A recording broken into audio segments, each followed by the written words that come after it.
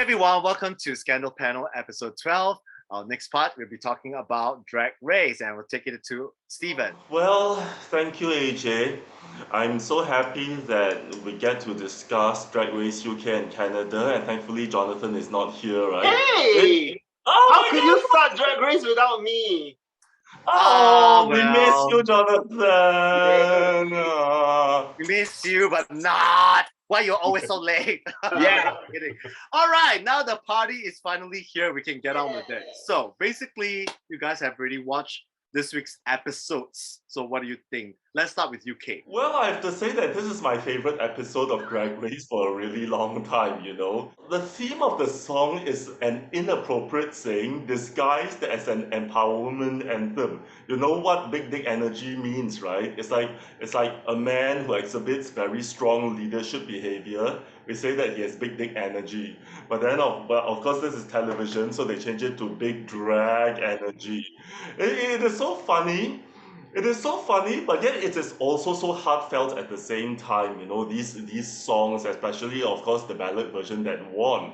Yeah, the queens share their personal stories in song, and contrasting with that naughty pun, especially like River's section about moving on from the grief of losing her mom. You know, that is so heartfelt, and then the choreography as well. It contrasts these cheesy sisterly hand holding moments with bouncing boobs and butts. Yeah, it is so funny and yet so serious at the same time, in a way that only LGBTQ plus folks like us and our allies will get. I'm sorry to say, but straight people are simply too dumb to understand. So Yeah. I really think that the group that got the quick number kind of missed out, because if you look at Spice Girls, right, their iconic, so many of their iconic songs are actually mid-tempo, like, you know, too much, you know, or yeah. So I thought that the ones with the mid-tempo group, right, which is, you know, Pick and Mix, did a much better job, and it really reminded me of like you know, To Become One, like really very memorable, and it grows on you. Like maybe the first time you listen to it, you might find it a bit slow, but the more you listen to it, the more you love it. Yeah, and it was, I was so happy that the underdogs kind of like ruled the world. And I actually really like the name of Pick and Mix because obviously the of diverse races. You know, when they were so proudly said that, you know, Choriza May said that I'm the Spanish queen, and then after that, River, I'm the Asian, And then you have Vanity. saying that I'm the Jamaican, and then Ella Vade said I'm just me. So it's like, it's just kind of nice to see the little mix of diverse race, which is really what makes the group so diverse and so successful. And the part that what really seals the win was they go, oh. So that part really got Rules laughing, and even Emma Bunton, the guest judge, right? She was like laughing her rocks off. So, and I can say this is one of my favorite episodes ever because obviously, you know, hands down by far my favorite episode. Maybe because I'm just a little biased when it comes to girl bands and particularly Spice Girls. So when Rue makes it like totally Spice Girls and the theme of the runway was 1,000 faces of Spice Girls, I'm like, oh my god, because it's just so very familiar with the US counterparts whereby they also have the 1,000 faces of Madonna, right? So it's just amazing. It's just amazing. And honestly, as non-professional singers or dancers, people don't realize that a mid-tempo song is neater. Exactly. They just think it's the fast one because it's more attractive. But honestly, if you're doing it, a mid-tempo song, you realize it was cleaner and Definitely. neater. And you have more just time to actually you understand your just sway music. to it. Yes. Yeah, that's the thing. Yeah. So Well, a lot of people keep thinking that the mid tempos are actually boring, but actually it's so not boring because that gives you time to actually to actually have time for you to sing your songs, to elevate your lyrics, and also to have time to actually to choreograph. Whereas you think, like you look at Scarlett Harlow, she was too fast, she couldn't even process. Yeah. So sometimes it's not. Sometimes having a fun upbeat pop may not necessary. But unless you are like Crystal Versace, lah. Split, split. I'm like, and what do you guys think of Charity Case? My goodness, do you think it's an excuse for her to say, oh, I didn't bring any white or silver, therefore I got to dress as Dorothy in blue checks? Come on. It's very off. It was very, very off. You guys. And who is the leader? I believe it's Kitty Scott Claus, right? Why doesn't she have anything to say about that? Don't tell me you never bring anything white, you never bring anything silver. Cannot be. Cannot be. It's like what Alan Carr said, you know, you didn't bring it, and then yet you can Come out with transform into a 6-foot tiger. A leopard. And this is the one-liner when Alan Carr was saying Diva Rorev. That one I really got me cracking. And Emma was like, what? I love Alan Carr. I love Alan Carr. Yeah. What do you think about the runways? Like, which one was your favorite? Which one was your least favorite? Well, my favorite runway moments are Theresa May's and River Medway's. Yeah, Theresa came out late into the segment, so I was wondering if there will ever be a Union Jack dress until she finally came out. And when she did, I was so relieved that she came out in this gorgeous flowing number, you know, which is faithful to what Jerry wore, but also heightened up for drag as it should be, you know, and with those beautiful flowing trains. And River's costume, it bears the most resemblance to Spice Girl that she is copying, which is Jerry again, with the signature. Yeah, and with that big red hair, with the blonde stripe and the skin tight mini dress. Yeah. So really, the best dressed for me are Jerry's basically. And what is your worst runway looks? The Charity Case's costume is exquisite, and in any other category, that would be the top runway of the week. Yes. It just didn't remind me of Mel B. And also Scarlett Harlot's. Yeah. I suppose it did look like Mel B. I thought it was just rather pedestrian. Yeah. Ernest? Okay, one thing about outfits and all that, you can obviously see who put in effort. I think it's the put in effort is so clear. And I mean, no matter what people say, I still like Crystal's blue. I would wear that. I would wear that crystal blue thing. And it was like enhanced and even though I'm not a really big Spice Girl fan, but I recognize every outfit. So I must have been a closeted fan. Because I can remember, oh yeah, this one who wore what and all that. Yeah. And that one, who was it that had the cheetah? The weird one that had the Charity Case? Charity, is it Charity Case? And Vanity as well. Vanity is a tiger. Charity is the leopard. Charity is the more effort one, right? On the face, right? Yes. But why were her pants so weird? Yeah. Right, it's the pants thing, right? Like, hi, did you go to my uncle's tailor and make the straight drop pants? I mean, you know what? You know, having it cinched or having it tighter is so much better. I mean, what happened to the silhouette, right? Vanity Milan, right? The scary part is also, oh my goodness. Yeah, that's why it's the effort. And then, but you can see the Charity, the fingernails were all diamante and all that. So little things like that really show. But then it's the details that count, you see. Yeah. I was quite bummed that no one actually did a posh spice. I mean, they all did the other four. There were three scary spices, because she's always in a little black dress. I think the queens are afraid that if they come out in another little black dress, then Rue is gonna scream at them for wearing H&M again. And plus, and technically, posh is not really part of the main lineup. Considered like in 2019, she's not.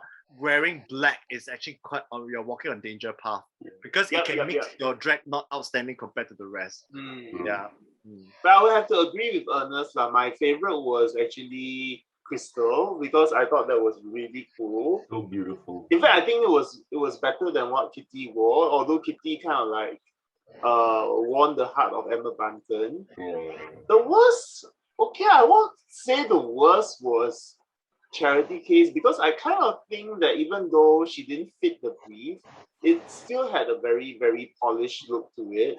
I thought the worst one was actually Scarlett Harlot because it really it looked kind of shoddily put together. It wasn't an elevated look as compared to the rest of them. I totally and agree. she was also a Mel B, you see, so It's like you put the two together. It's like, and somehow he was also wearing the cheetah print, so it looked even more obvious when they're next to each other. If there's any queen that can pull off Victoria Posh Spice, that would be Scarlet Harlot. She has the build, she has the right complexion, you know, she Yeah. just needs a long, straight black wig. I think Yeah. but one of the guest judges were actually making, was it Emma or Ellen? They were saying that why Scarlett didn't do a Posh Spice. I mean, I think there's a comment, there's a very slight comment. It would have been so much better because, you know, given previous week, right, when Scarlett Harlot won, she wore the center parting wig. So if she wore the center parting bob, right, I think she would have definitely pulled it off. Yeah. For sure.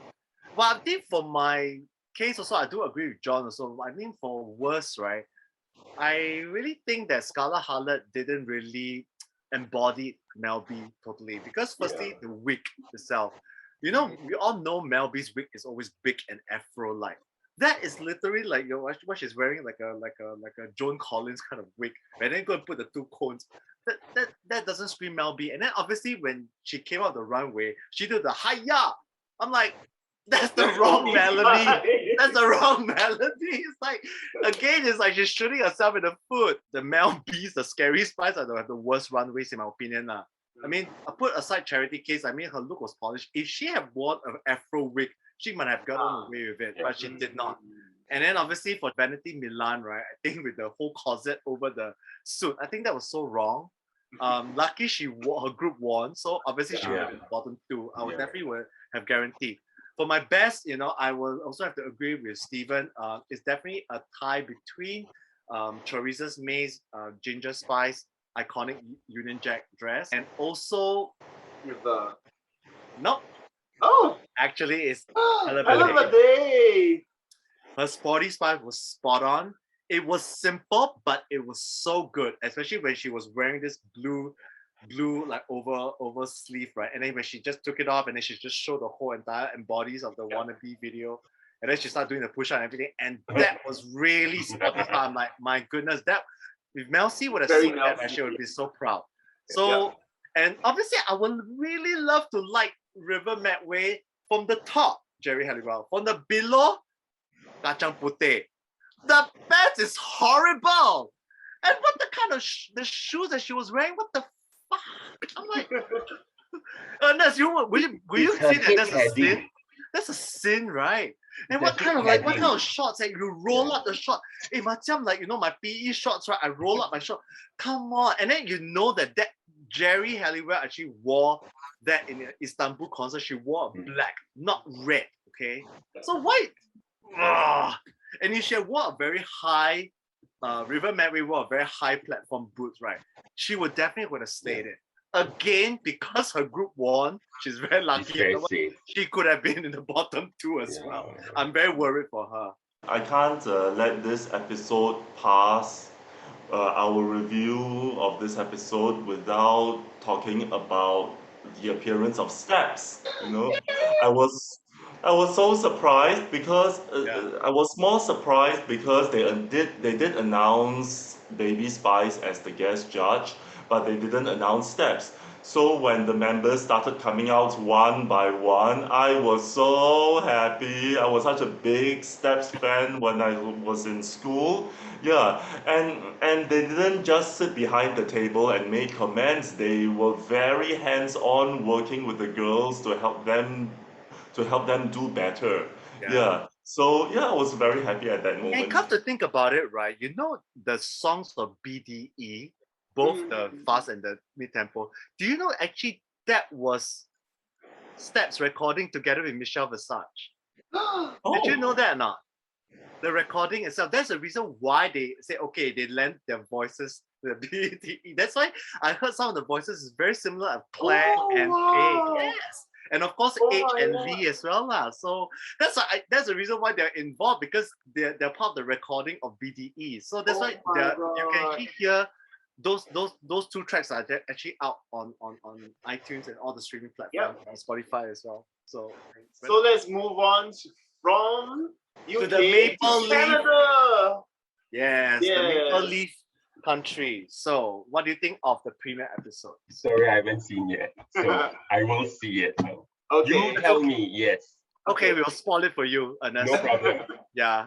All So right. how do you like the new judges? I have to say I found them quite conservative actually. You know, they are new as much newcomers as the contestants are. So everyone is trying to find their footing except for Brooklyn. I think Brooklyn is really coming into her own. She was the head judge this week. I'm not sure, you know, whether they're going to do rotations like last season. However, I'm happy that the guest judge is not the guest host and announcing the lip sync to the queens. Yeah, so Brooklyn was stunning. She was the look was immaculate in that gold look. Yeah, and she really held all the pieces together. I feel that coming right after UK, it just felt a little subdued for me. First episodes for me are usually a bit of a haze because there are so many queens. Unless it's like a US season where they split the contestants into groups of two, then I can kind of get to know the queens better. But usually the first episodes there's too many of them, and as the episode as the series progresses, I will get to know them better. Yeah, but for now, it's all a bit of a haze. And what I love most is Brooklyn's progression to become, you know, the head judge of the series at this point. Yeah. Okay, so we're very excited to have two Asian queens this time round in Canada. So and they are not pedestrian at all. I mean, like Suki Do is like a total killer when it comes to looks. Yeah. I mean, her entrance look is amazing, and I mean, rightly so. She also won the photo shoot challenge, which was also the poise was simply amazing. I'm so glad that Canada has actually brought the photo shoot element that was in earlier seasons of the US, where the queens used to do a photo shoot. Yeah. So I'm really excited to see that. And last season, Jimbo did this iconic scream at the top of the icy mountains. So this season, Suki Do really dominated with that really nice red color look that she did. Yeah, and it was very interesting that Stephanie Prince showed up with a Jolly Bee inspired look. So that was like, I really love that look. I love Jolly Bees. That's my favorite. My favorite. So I was like, oh my god, that's such a great surprise. Yeah. She's a threat. She's a threat, actually. I guess there's Was that Jollibee one in Canada, right? Yeah, I suppose so. I suppose there's But it's so Jollibee. amazing. I mean, Jollibee is like almost everywhere. Oh, Jollibee's got nice food. You should taste the food in Singapore. My God, we always order Grab Eats, always order Jollibee's. The chicken? Oh yeah, the chicken, the burgers. The chicken is supposed to be very good. The spaghetti is to die. Okay, back to Drag Race. Okay. Okay, so making me basically hungry. And then now we move on to AJ to deliver his all right, thoughts. so I guess I just want to have a very quick one. For this batch of queens, I did not like any of their entrance look, to be honest. None of them impressed me. I mean, apart from Stephanie Prince of a Jollibee outfit, the rest is really like blah. Suki Do was okay, but it's still. But you know what really sets her off, what makes her noticeable? It's not because of the rings around her dress, it's the train. And I think Ernest would be so obsessed because you say you want dramatic train. Wait till you see Suki Do, you will be salivating, you'll be like that. Now that's my girl. That's my girl. So other than that, right, you all know that this week's episode is a design challenge. And so basically, what do you think of the outfits? Because to me, I don't feel any of them actually really stands out. But I felt that Stephanie Prince was robbed. Even though I think Isis Couture, I mean, yeah, she won, but then again, the whole ticket stub. Not your favorite, right? Your favorite outfit, right? How many ticket stubs? Stephanie Prince's outfit was definitely the most striking for me, for sure. Yeah, if you put them on a lineup, hers definitely is the most outstanding. You know, just the choice of colors that she used. Yeah. The blue and the pink was amazing, but I just felt that because maybe her wig, again I comment the wig was so bad. You know, if it was like a bigger, nice bouffant wig, right, it would have been more eleganza because the brief is ultimately called eleganza. So I mean, she was referencing your favorite artist, Nicki Minaj. but then the Nicki Minaj, it looks like the Nicki Minaj wig just got soaked in the aquarium water and then just dried, towel dried. But yeah. I also noticed that there are two parallels to some of the US drag race. Like, for example, we have a sort of a Latrice Royale. Oh yeah. With, oh my god. Ocean Upper. How is my she God, safe? How is she safe? Wow, she's very lucky she got through by the skin of her teeth, man. Yeah, and she also is like the Eureka as well, or the Victoria. Yeah. The That's Eureka. why I'm not sure whether she was another Eureka Victoria Scone edit. Yeah.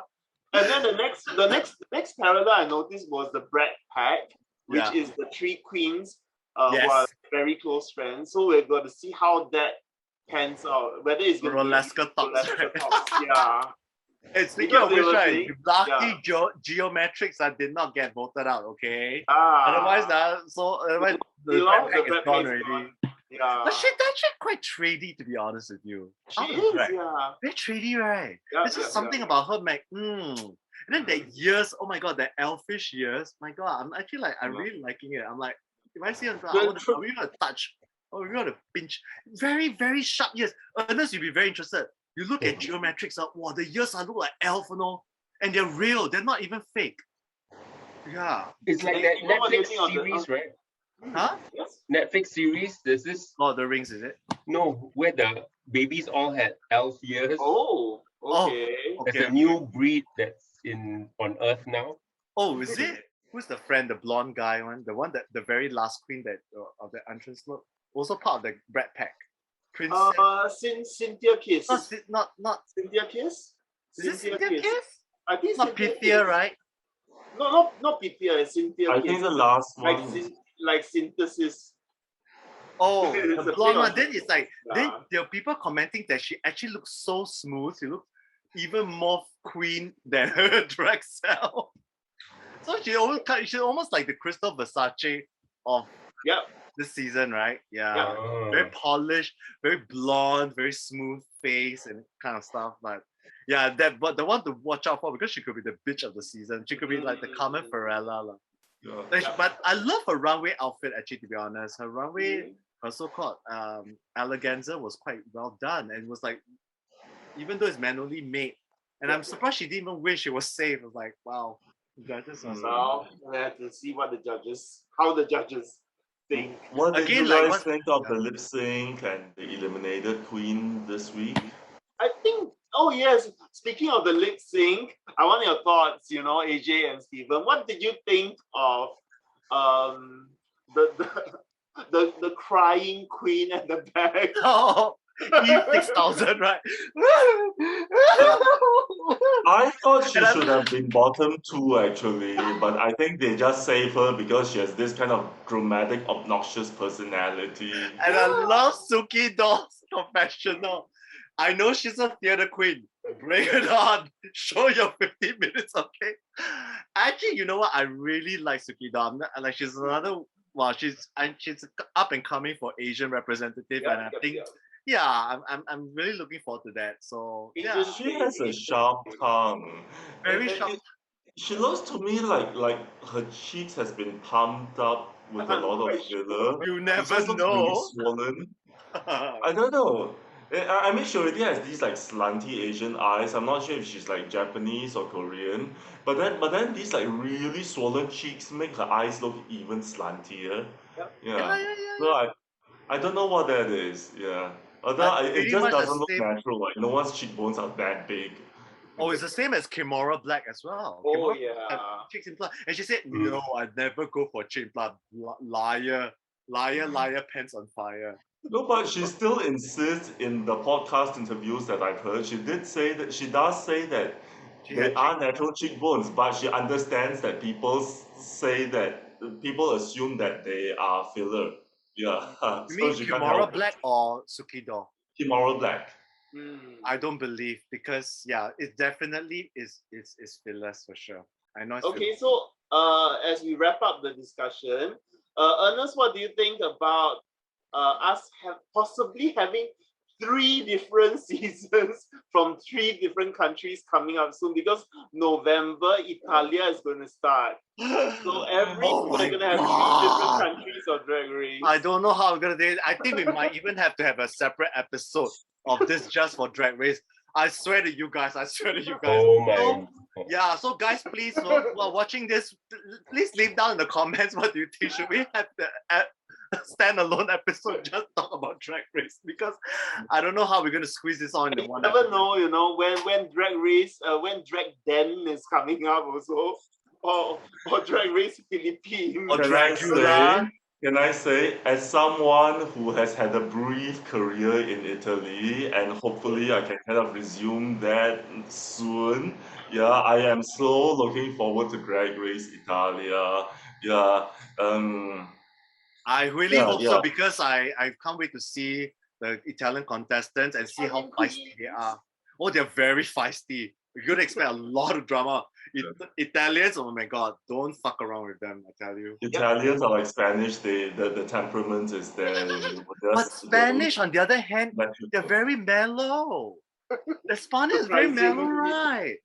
I can't wait. No, I suspect Italia's gonna bring out the drama. Bring on the drama, man. Bring on the drama. Okay, so speaking of drama, remember to stay scandalized as we bid goodbye and to our next episode.